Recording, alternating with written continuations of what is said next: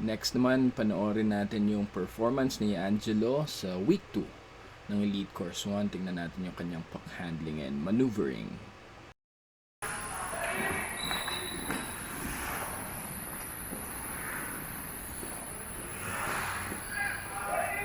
Okay, sa basic maneuvering naman ni Jello, okay naman yung stance niya. Ayan, may kita natin. Maganda yung pagbend ng knees.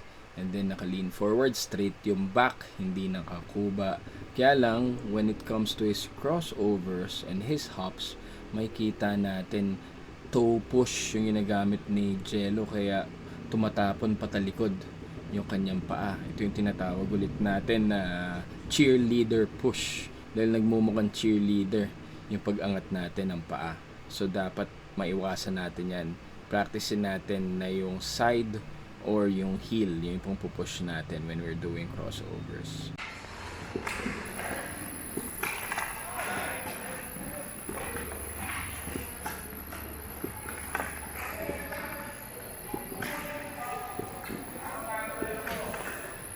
When it comes to puck control, maganda yung performance ni Jello. Ayan, may kita natin. Naglilin na rin si Jello towards sa direction na pupunta niya. That's good. And hindi siya nakatingin sa baba. Another plus. Pero may kita pa rin natin yung toe push. May kita natin medyo umaatras yung under ni Jello. That's because he keeps on leaning on his toes. So, Jello practicein na huwag masyadong gumamit ng toes.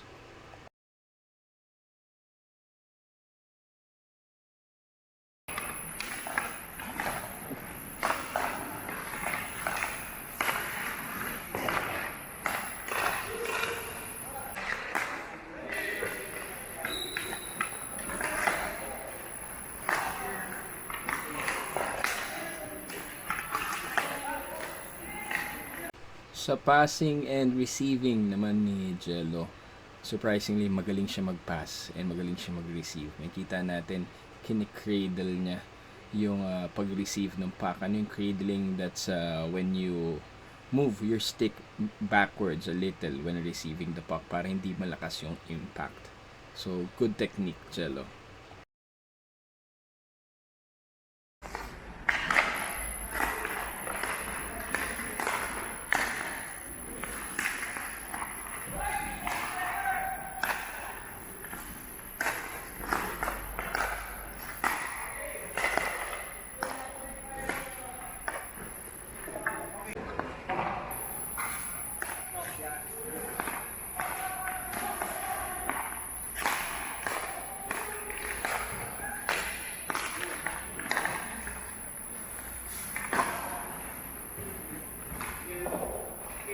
Okay, sa pass and shoot drill, makikita natin very accurate yung mga pass ni Jello. Meron lang isa, ito, yan.